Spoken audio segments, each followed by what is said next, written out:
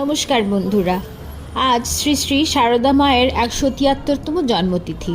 পৌষ মাসের কৃষ্ণ সপ্তমী তিথিতে জয়রামবাটিতে শ্যামাসুন্দরী দেবীর কোলে আলো করে জন্ম নিয়েছিলেন মা শারদা। ঠাকুর শ্রী রামকৃষ্ণদেব তার সারা জীবনের সাধনার ফল অর্পণ করেছিলেন মা শারদাকে। আজ জয়রামবাটিয়ার কামারপুকুরে শারদা মায়ের জন্মতিথি উপলক্ষে বিশেষ পুজোর আয়োজন করা হয়, প্রত্যেক বছরই করা হয়। পুজো পাঠ সহ বিভিন্ন ভক্তিমূলক ও সাংস্কৃতিক অনুষ্ঠানের মধ্য দিয়ে পালিত হয় এই দিনটি। অসংখ্য ভক্ত পুণ্যার্থী ভিড় করেন। নানান রকমের মেলা বলুন বা সাংস্কৃতিক উৎসব বলুন, তার মাধ্যমে মাতৃমন্দিরে ভিড় জমান ভক্তরা আর ওখানে পালন করা হয়, জন্মদিন সেলিব্রেট যেরকম করা হয়। বেলুড় মঠে এমনিতেই কত ভক্তরা ওখানে ভিড় করেন জানেনই আপনারা। সেখানে মা শারদার ১৭৩তম জন্মতিথি উৎসব পালন করা হবেই। আগে থেকেই বলা ছিল, যারা গিয়েছেন তারা তো জানেনই।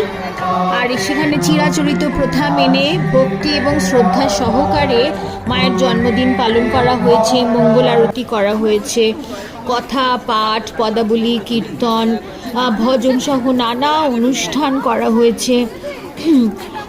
সকালে ১১টা থেকে আজকে ২টো পর্যন্ত প্রসাদ বিতরণ করা হয়েছে। তিথি উপলক্ষে নানা দূর দূরান্ত থেকে পাঠ করার মতন, কথা শোনানোর মতন অনেকেই আছে যারা ভালো গান করেন, সেরকম এসেছেন। সন্ধ্যা আরতির পরে অবশ্য অনুষ্ঠান সেটাকে সমাপ্ত হয়েছে।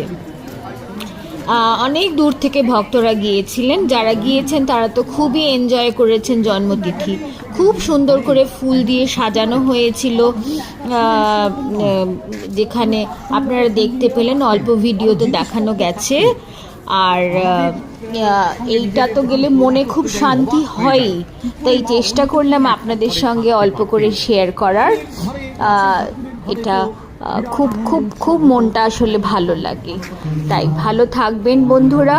বেলুড় মঠে যারা যান, গঙ্গার পাশে বসে আর পাঠ শুনে যাদের মনটা আজকে শুদ্ধ হয়েছে, তাদের তো মানে ক্রিসমাসের মজাটা আরেকটু বেড়েই গেছে, শীতের ছুটির আমেজটা বেড়েই গেছে। প্লাস তারপরে তো বিবেকানন্দ আর রামকৃষ্ণদেবের বাণী বা কথামৃত, তারপরে ওখানে খুব সুন্দর প্রদর্শনী হয়েছে, মায়ের জীবনের বাণী কথা সমস্ত দিয়ে মেলা বসেছে। ভিডিওটা দেখার জন্য অনেক অনেক ধন্যবাদ বন্ধুরা।